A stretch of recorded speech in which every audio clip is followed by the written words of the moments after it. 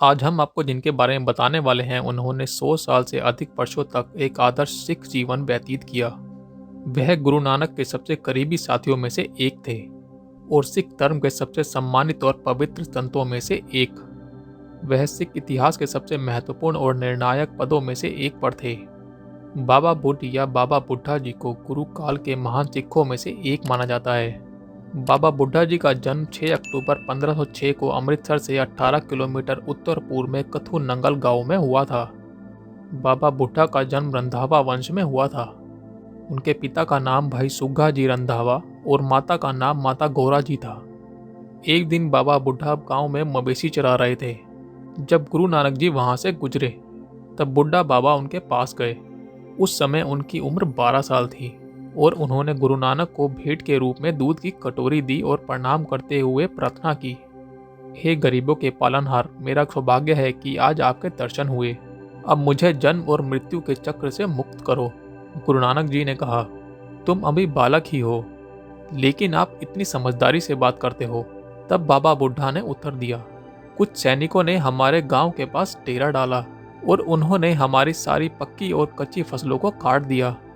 फिर मेरे मन में आया, जब कोई भी इन अंधाधुंध सैनिकों की जांच नहीं कर सकता तो मौत को युवा या बूढ़े पर हाथ रखने से कौन रोकेगा। इस पर गुरु नानक जी ने कहा, तुम बच्चे नहीं हो, आपके पास एक बूढ़े व्यक्ति की बुद्धि है। उस दिन से बूढ़ा भाई बाबा बुड्ढा के रूप में जाने जाने लगे, जिसके बाद बाबा बुड्ढा जी ने गुरु नानक देव जी को लगातार भोजन करवाना शुरू कर दिया। भाई बुद्ध एक समर्पित शिष्य बन गए। बटाला से 6 किलोमीटर दूर दक्षिण में अचल के 17 साल की उम्र में उनकी शादी हो गई, पर उन्हें अपने चुने हुए रास्ते से विचलित नहीं किया और उन्होंने करतारपुर में अधिक समय बिताया, जहां गुरु नानक जी ने कठु नंगल की तुलना में अपना निवास स्थान बना लिया था। बाबा बुड्ढा गुरु नानक देव जी को अपना गुरु स्वीकार करते हुए गुरु ग्रंथ साहिब जी को समर्पित हो गए। 1604 में बाबा बुड्ढा जी को दरबार साहिब अमृतसर के प्रथम हेड ग्रंथी की जिम्मेदारी सौंपी गई। बाबा बुड्ढा जी को पहली पातशाही से लेकर छठे पातशाह श्री हरगोविंद सिंह साहिब जी तक सेवा और दर्शन करने का सौभाग्य प्राप्त हुआ। बाबा जी को 5 गुरु साहिबान के गद्दी तिलक करने का भी सौभाग्य प्राप्त हुआ था। बाबा जी ने अपना जीवन श्री गुरु ग्रंथ साहिब जी को समर्पित रखा। पूर्ण ब्रह्म ज्ञानी बाबा बुड्ढा जी एक ऐसे सर्वगुण संपन्न सर्वागीण गुरु सिख थे, इनकी आंखों के सामने गुरु इतिहास का लगभग आधा हिस्सा भी था। सभी गुरु साहिबान बाबा बुड्ढा जी का बहुत आदर करते थे। बाबा बुड्ढा जी ने अनेक संकटों के समय अपनी दूरदर्शिता और कुशल बुद्धि से सिखों का मार्गदर्शन किया और सभी को संगठित रखा। बाबा बुड्ढा जी कुशल प्रबंधक और प्रभावशाली व्यक्ति के साथ एक आदर्श गुरसिख भी थे। जब गुरु अमरदास जी गोइंदवाल साहिब में रहते थे तो उनके परम सेवक बाबा बुड्ढा जी संगीत सेवा और नाम सिमरन में लगे रहते थे। बादशाह अकबर भी गुरु जी के श्रद्धालु थे। एक दिन बादशाह अकबर गुरु जी के दर्शन के लिए गोइंदवाल साहिब आया। पहले उसने पंगत में बैठकर प्रसादा छका और बाद में गुरु अमरदास जी के दर्शन किए। यहाँ पंगत का अर्थ है एक रेखा या एक पंक्ति, जिस प्रकार लोग लंगर के लिए लाइन में बैठते हैं। गुरु जी का हुक्म था कि पहले पंगत पाछे संगत। अकबर बादशाह ने श्री गुरु अमरदास जी के वचन विलास किए और उनकी सेवा भावना और सहनशीलता देखकर बहुत प्रभावित हुआ। उसके मन में आया कि गुरु घर को कुछ जमीन दान दी जाए। अकबर ने प्रसन्न होकर अपनी जागीर में से झबाल और ठट्टे गांव के बीच कुछ जमीन दान कर दी। इस जमीन में छोटा सा जंगल था जिसे बीड़ कहा जाता था।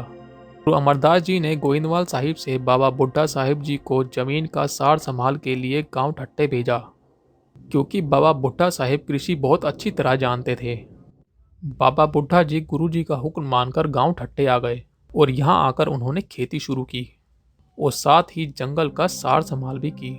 बुड्ढा साहिब जी ने यहाँ गाय भैंस पाल ली और साथ ही बच्चों को गुरबानी की शिक्षा और शस्त्र विद्या देना शुरू कर दिया। इस तरह इस स्थान का नाम बीड़ बाबा बुड्ढा साहिब जी पर पड़ गया। बाबा बुड्ढा जी के आशीर्वाद से ही गुरु हरगोविंद सिंह साहिब का जन्म हुआ था। एक बार माता गंगा जी गुरु के घर के बहुत कीमती दुशाले सुखा रहे थे। दुशाला पश्मीने की चादर को बोला जाता है। दुशाले देखकर पृथ्वीचंद की घरवाली कर्मो, जो कि माता गंगा की जेठानी लगती थी, अपने पति पृथ्वीचंद को कहने लगी कि मुझे भी बढ़िया दुशाले ला कर दो, मैंने भी संभाल कर रखने हैं। तो पृथ्वीचंद कहने लगा, यह दुशाले अपने पुत्र मेहरबा के काम आने हैं, क्योंकि माता गंगा जी के घर कोई पुत्र नहीं है। यह बात माता गंगा के कानों में पड़ गई और माता जी बहुत उदास रहने लग गई। माता गंगा जी की उदासी देखकर गुरु अर्जन देव जी ने माता गंगा जी को उनकी उदासी का कारण पूछा, तो माता गंगा ने सारी बात बताई। गुरु अर्जन देव जी ने माता गंगा से कहा कि पुत्रों के दानी बाबा बुट्टा साहिब जी बीड़ साहिब में रहते हैं। आप स्वयं आटा पीस कर मिस्से प्रसादे, अचार, प्याज और लस्सी का मटका लेकर नंगे पांव जाकर बाबा बुट्टा साहिब को प्रसादा छकाओ और उनसे अरदास करो कि बाबा जी हमें पुत्र की दात प्रदान कीजिए। माता गंगा जी ने नंगे पांव बीड़ साहिब जाकर बाबा बुट्टा साहिब जी को प्रसाद चखाया और उनसे पुत्र दात मांगी। बाबा बुट्टा जी ने माता गंगा की सेवा भावना से प्रसन्न होकर कहा, आप जी के घर में बहुत बड़ा योद्धा पुत्र पैदा होगा। बाबा बुट्टा साहिब जी के वर से माता गंगा और गुरु अर्जन देव जी के घर हर गोविंद साहिब जी ने जन्म लिया। आज भी संगते बीड़ साहिब में बहुत श्रद्धा के साथ मिस्से प्रसादे और प्याज चढ़ाते हैं। पंचम पातशाह की शहादत के बाद गुरु हरगोविंद साहिब जी को छठे पातशाह के रूप में गुरता गद्दी पर विराजमान किया गया और मीरी पीरी की 2 तलवारें पहनाई। जब जहांगीर ने गुरु हरगोविंद जी को ग्वालियर के किले में कैद कर लिया तो बाबा बुड्ढा जी ने सिखों का मनोबल बनाए रखने में अहम भूमिका निभाई। उन्होंने गुरु अमरदास जी के निर्देशन में गोइंदवाल की बावली की खुदाई और गुरु रामदास और गुरु अर्जन देव जी के अधीन अमृतसर के पवित्र सरोवर की खुदाई जैसे कार्यों के लिए खुद को उत्साहपूर्ण समर्पित किया।